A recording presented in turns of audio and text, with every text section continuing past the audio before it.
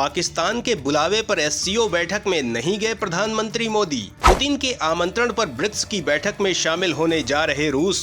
Ukraine युद्ध की समाप्ति के साथ एमका के इंजनों पर हो सकती है बात। मित्रों, अभी अभी पाकिस्तान में शंघाई सहयोग संगठन की बैठक हुई थी, जिसमें शामिल होने के लिए भारत के प्रधानमंत्री नरेंद्र मोदी को आमंत्रण दिया गया था, किंतु प्रधानमंत्री मोदी इस बैठक में नहीं गए और पूर्व में ऐसा माना जा रहा था कि भारत इस बैठक में अपने किसी राजनयिक को भेजेगा, किंतु अंततः कूटनीतिक कदम उठाते हुए भारत सरकार की ओर से विदेश मंत्री एस जयशंकर को इसमें भेजा गया था, जहां उन्होंने चीन पाकिस्तान को एक साथ उधेड़ कर रख दिया। किंतु भारत के विदेश मंत्री ने इस यात्रा पर पाकिस्तान के साथ कोई द्विपक्षीय बैठक नहीं की और न ही दोनों देशों के संबंधों को लेकर कोई कदम उठाया गया। किंतु वहीं रूस के आमंत्रण पर भारत का कोई प्रतिनिधि नहीं, अपितु स्वयं प्रधानमंत्री मोदी रूस जा रहे हैं।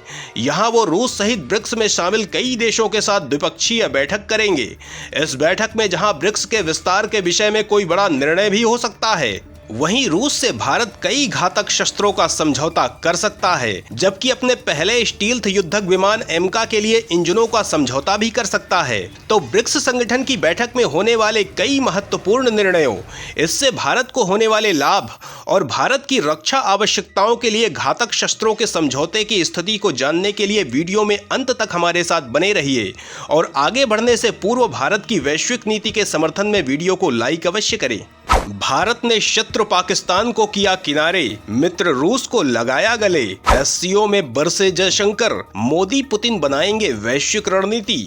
प्रधानमंत्री मोदी ने पाकिस्तान के आमंत्रण को ठुकराकर ये दिखा दिया है कि भारत के लिए पाकिस्तान किसी कचरे के ढेर के जैसा है, जिससे जितनी शीघ्रता से मुक्ति मिल जाए वही अच्छा होता है। वहीं विदेश मंत्री एस जयशंकर को भारत ने एससीओ बैठक में भेजकर ये दिखाया है कि वैश्विक मंच उनके लिए महत्वपूर्ण है। और वहीं रूस की यात्रा पर जा रहे प्रधानमंत्री मोदी ने विश्व को ये भी संदेश दे दिया है कि भारत अपने मित्रों के साथ मित्रता और शत्रुओं के साथ पूरी निष्ठा के साथ शत्रुता निभाना जानता है। इस वीडियो में प्रथम हम आपको ये बताएंगे कि ब्रिक्स संगठन कितना महत्वपूर्ण है और इसमें प्रधानमंत्री मोदी के जाने से भारत को क्या प्राप्त होगा, जबकि आगे हम आपको ये भी बताएंगे कि रूस के साथ द्विपक्षीय बैठक में भारत क्या क्या समझौते कर सकता है। यदि हम ब्रिक्स संगठन की बात करें तो ब्रिक्स संगठन की शक्ति इस समय दिनों दिन बढ़ती जा रही है। रूस ने इस संगठन को पश्चिम के विरोध में बनाया था। पहले रूस ने भारत और चीन को साथ लेकर RIC बनाया था, जिसके पश्चात ब्राजील और दक्षिण अफ्रीका के मिलने से यह ब्रिक्स बन गया था। अब इसमें ईरान, मिस्र, इथियोपिया और संयुक्त अरब अमीरात भी शामिल हो चुके हैं। ब्रिक्स के बढ़ते प्रभाव के कारण 34 नए देश इस संगठन में शामिल होना चाहते हैं, जिनके विषय में इस बैठक में विचार किया जा सकता है। पूरे विश्व के सकल घरेलू उत्पाद में ब्रिक्स की बहुत बड़ी भूमिका है, जबकि वैश्विक व्यापार में 16% से अधिक का योगदान है। ब्रिक्स सदस्य विश्व की भूमि के 30% और वैश्विक जनसंख्या के 45% भाग का प्रतिनिधित्व करते हैं। नाटो सहित अमेरिका के उस पूरे पारिस्थितिकी तंत्र जिसके बल पर वो पूरे विश्व में राज करता है, रूस ने ब्रिक्स को बनाया था। आज ये संगठन पूरे विश्व में अत्यंत शक्तिशाली होता जा रहा है और आर्थिक नेतृत्व के दृष्टिकोण से पश्चिमी संगठनों को अत्यंत पीछे छोड़ता जा रहा है। पश्चिम की सदैव ये नीति रही है कि वो एशिया और अफ्रीका को नेतृत्व शक्ति से दूर रखना चाहते हैं। आज भारत इतना शक्तिशाली हो चुका है, वो रक्षा, जनसंख्या, अंतरिक्ष और अर्थव्यवस्था के विषय में बहुत बड़ी शक्ति है।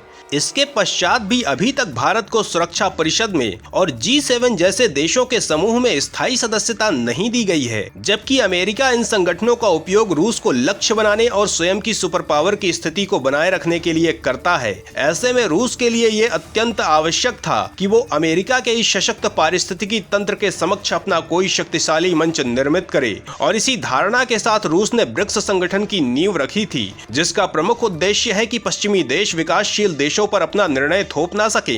अर्थव्यवस्था की दिशा में यह संगठन अत्यंत शक्तिशाली सिद्ध हुआ है। ब्रिक्स देशों के मध्य विशाल व्यापार बढ़ता जा रहा है। इससे पूर्व यूरोपियन यूनियन और G7 सबसे शक्तिशाली माने जाते थे, किंतु आज स्थिति ये है कि पूरे विश्व में तेजी से बढ़ती अर्थव्यवस्था के रूप में भारत से आगे कोई नहीं है। पूरे G7 देशों की GDP मिलाकर भी भारत की GDP से पीछे है और यूरोपीय देशों की अर्थव्यवस्था भी गिरती जा रही है। जब पश्चिम देशों ने यूक्रेन युद्ध आरंभ होने पर रूस पर भयंकर प्रतिबंध लगा दिए, तो इसी संगठन के कारण रूस के समक्ष वैसी कोई चुनौती नहीं बन पाई जो पश्चिम निर्मित करना चाहता था। ब्रिक्स देश भारत और चीन रूस को भयंकर सहायता करते रहे और व्यापार भी करते रहे। इस कारण से रूस की अर्थव्यवस्था को कोई क्षति नहीं हुई, जबकि वो यूक्रेन पर निरंतर भारी पड़ता जा रहा है। जबकि नाटो देश उसे भयंकर मात्रा में घातक आयुधों का सहयोग कर रहे हैं। ये पश्चिम के लिए एक स्पष्ट संदेश है कि अब उनकी संस्थाओं के विरुद्ध रूस ने अपना तंत्र निर्मित कर लिया है और आने वाले समय में भारत रूस जैसे देश उनके यूएन सुरक्षा परिषद और G7 पर निर्भर नहीं रहेंगे। पूर्व में पश्चिमी देश विश्व की 60 से 80% अर्थव्यवस्था को नियंत्रित कर रहे थे, किंतु अब इनका स्थान ब्रिक्स देश ले रहे हैं, जो पश्चिम के टूट रहे साम्राज्य का स्पष्ट संकेत है। इसी कारण से आज विश्व भर के देश ब्रिक्स में शामिल होना चाहते हैं और दिनों दिन यह संगठन सशक्त होता जा रहा है। स्थिति ये है कि अब कई नाटो देश भी इस संगठन में शामिल होकर अपनी अर्थव्यवस्था को सशक्त बनाना चाहते हैं, जिससे कि वो आर्थिक जगत में अपना भविष्य सुनिश्चित कर सकें। तुर्की ऐसा ही एक देश है। भारत का ब्रिक्स देशों के साथ बड़ा व्यापार होता है। इस कारण से इस संगठन में भारत अपनी पकड़ बनाए रखना चाहता है। भारत का उद्देश्य ये भी है कि चीन इस संगठन का नेतृत्व अपने हाथों में न लेने पाए। नए शामिल होने वाले देशों में भारत की दृष्टि इस विषय पर रहेगी कि इनमें से कोई चीन के साथ मिलकर उसके विरुद्ध तो नहीं जा सकता। भारत अपनी अर्थव्यवस्था को सशक्त बनाने के लिए ऐसे संगठनों का पूरा लाभ उठा रहा है। वैसे तो अधिकांश ऐसे संगठनों को महत्व दे रहा है जिनमें चीन पाकिस्तान ना हो, किंतु ब्रिक्स में भारत अपनी कूटनीति की शक्ति पर चीन को नियंत्रित कर रहा है और आर्थिक विकास की दौड़ में अपनी तेज गति से पूरे विश्व को आश्चर्य में डाल चुका है। इस बैठक का प्रमुख उद्देश्य ब्रिक्स देशों के साथ अपने संबंध सशक्त करना होगा, जबकि रूस के साथ भारत कई रक्षा समझौते भी कर सकता है, जबकि वैश्विक राजनीति के संबंध में भी कई महत्वपूर्ण निर्णय लिए जा सकते हैं। यूक्रेन युद्ध को लेकर भारत और रूस मिलकर कर सकते हैं बड़ा निर्णय। भारत के स्टील्थ युद्धक विमान एमका के इंजन पर हो सकता है समझौता। भारत इस बैठक में ब्रिक्स देशों को साधने के साथ साथ रूस के साथ महत्वपूर्ण निर्णय ले सकता है। भारत रूस अत्यंत निकट हैं।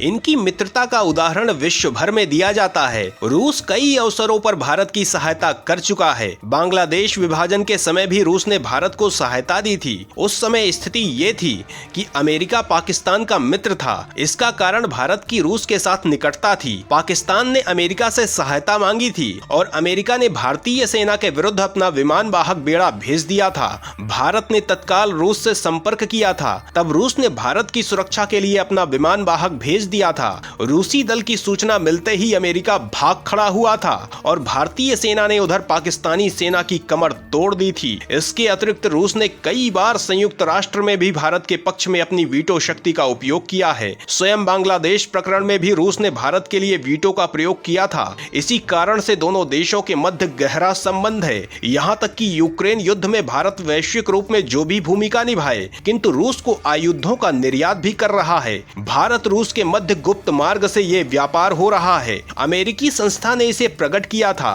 किंतु इस विषय का कोई साक्ष्य उपलब्ध नहीं है। इस कारण से भारत को वैश्विक प्रश्नों का सामना नहीं करना पड़ रहा है, जबकि भारत कूटनीतिक दृष्टिकोण से प्रत्येक प्रश्न का उत्तर तैयार रखता है, जिस पर सबका मुंह बंद हो जाता है। प्रधानमंत्री मोदी पुतिन के साथ मिलकर यूक्रेन युद्ध पर भी कोई निर्णय इस बैठक में ले सकते हैं, जिससे युद्ध को समाप्ति की ओर बढ़ाया जा सके। जबकि भारत अपने प्रथम स्टील्थ युद्धक विमान एमका के इंजनों पर भी रूस के साथ समझौता कर सकता है। एमका भारत का पहला 5वीं पीढ़ी का विमान होगा, जो पूर्ण रूप से स्वदेशी विमान होगा, किंतु भारत के पास अभी युद्धक विमानों के इंजनों की तकनीक नहीं है। इसी कारण से वो इस विमान के इंजनों के लिए कई देशों से बात कर रहा है। भारत को अमेरिका, ब्रिटेन, फ्रांस अपने इंजन का प्रस्ताव दे रहे हैं, किंतु पश्चिम के साथ कई विषयों पर टकराव और तेजस मार्क 1 अल्फा विमानों के इंजनों को अमेरिकी कंपनी द्वारा समय पर उपलब्ध न कराने के कारण भारत रूस के साथ इसके लिए समझौता कर सकता है। रूस के पास अत्यंत शक्तिशाली इंजन है, जिसे वो अपनी 5वीं पीढ़ी के विमान सुखोई 57 में उपयोग करता है। इसकी तकनीकियों में परिवर्तन करके इसे एमका के लिए उपयुक्त बनाया जा सकता है, जबकि रूस पश्चिम की तुलना में भारत के लिए अत्यंत सहज और सुविधाजनक सहयोगी है।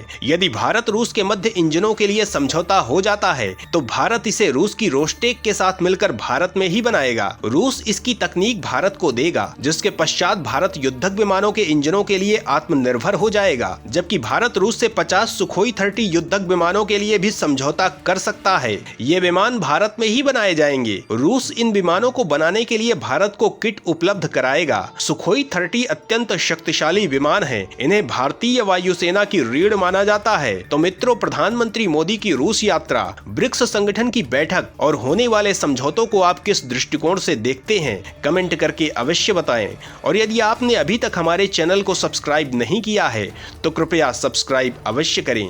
धन्यवाद।